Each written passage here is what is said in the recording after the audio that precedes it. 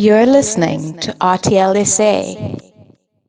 You are indeed, and every Thursday at around about this time, I open the floor for Arsenal Thursday, and I very often put myself in a predicament by doing so because some people like try to embarrass me a little bit.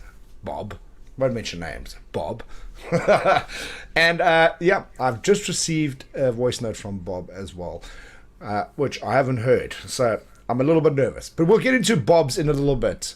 It seems like Sarah was quite bored today because she had quite a few questions for me. Let's have a listen. Hey Noel, how would someone get your special attention?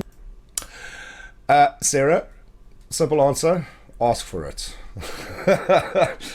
I can't answer it any different to that. Hey Noel, what was your first job? My first job, I was a barman, I think, if I remember correctly. Yeah, I worked in a bar. Hey Noel, what is your favorite memory from your time in the music industry? Sarah, there have been so many, but I think one of the biggest highlights for me, and one thing that will always stick out, was I think it was the World Paralympic Games, and I performed at the ICC, and we broke the world record for doing the biggest karaoke ever, with 1,700 odd people singing Sweet Caroline. Absolutely incredible. What an incredible experience that was. Hey Noel, do you believe in love at first sight? No. Do you want me to elaborate? No, I don't believe in love. I think love is a thing that develops, and it takes a bit of time to do that. I don't think you. I think attraction at first sight, yeah, definitely, but I don't know about love at first sight. Hey Noel, what's the most romantic thing you've ever done for someone? And also, what's the most romantic thing you've ever had done to you?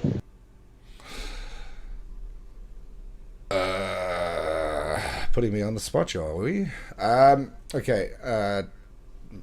Most romantic thing I've ever done was written a song and performed it. I suppose I'm not going to go into too many details. And done for me was, sure, blindfolded and taken out of town, I think. I'm also not going to go into too many details there, but it was actually really, really cool. Hey Noel, what is the most daring thing you've ever done? Bungee jumping, zip lining, what is it? Russian roulette? Let us know. Yeah, bungee was a big one, and everything I do in my life, I had three things on a bucket list, and bungee was one of them. And if you're going to do your bucket list, you're going to do it properly. And so I went down to Blowkrans, the highest in the southern hemisphere, and did that. It was quite eye-opening when you face your fears, because I'm not a big fan of heights, definitely not. So yeah, that was something that I really enjoyed doing.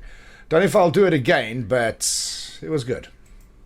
Hey Noel, what's the weirdest thing a fan has ever done for you?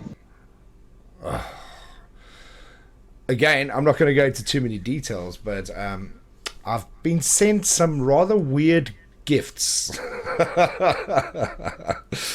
Some rather weird gifts. I can't go into too many details, unfortunately. But yeah, I did get some weird gifts. Hey Noel, what would be a great theme song for your life? Mine would be Fat Bottom Girls, You Make the Rockin' World Go Round. I've always had one theme song, or what they would call a leitmotif, and that has got to be Radar Love from Golden Earring. And that part where they're going to no more speed, I'm almost there, it's just like that line is just stuck with me. So that would be my theme song. Moving on to some more questions that come through via text. Lauren asked if I could share a meal with four individuals, living or dead, who would they be? Wow. Okay, I haven't even given thought, but Nelson Mandela would be one. I would also, I don't know. There's so many. I would love to get into Jim Steinman's mind space. He was an incredible songwriter. And also, if we can talk about songwriters, then Bob Dylan as well. It would be absolutely incredible to share a meal with Bob Dylan and find out what his thought process was throughout life and things like that. And I'd have to say just someone living who I'd love to share a meal with would have to be my crush, Scarlett Johansson. Why not? What's the weirdest wrong number text or phone call you have ever gotten? What was it?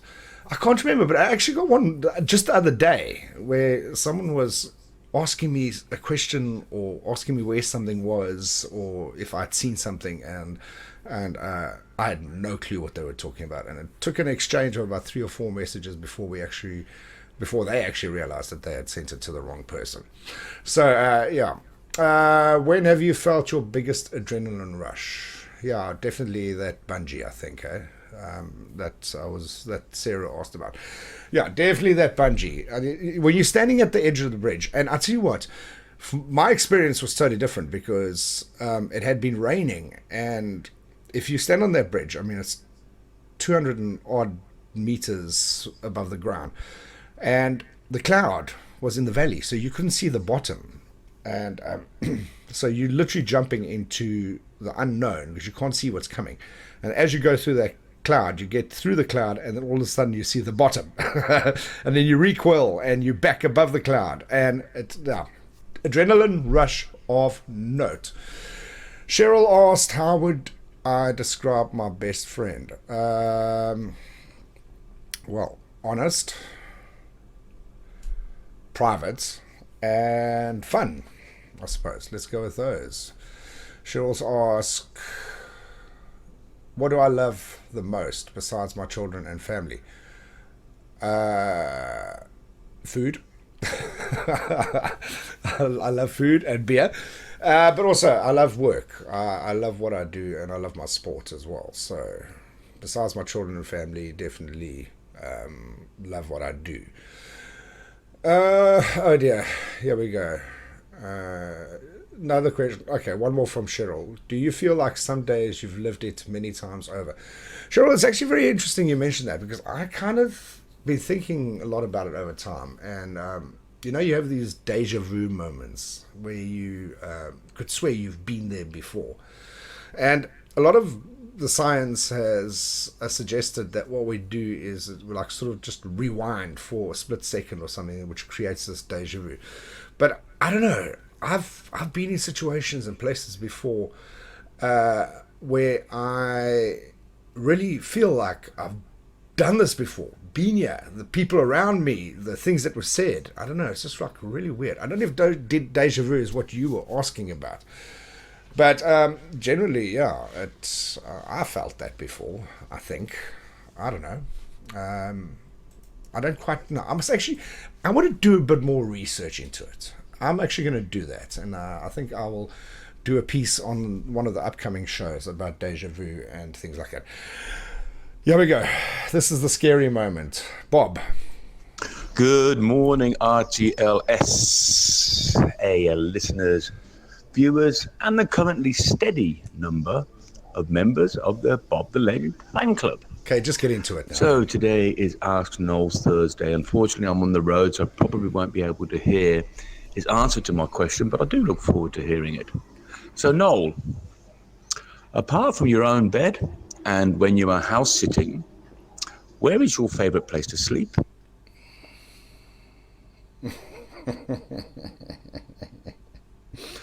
What type of a question is that, Bob?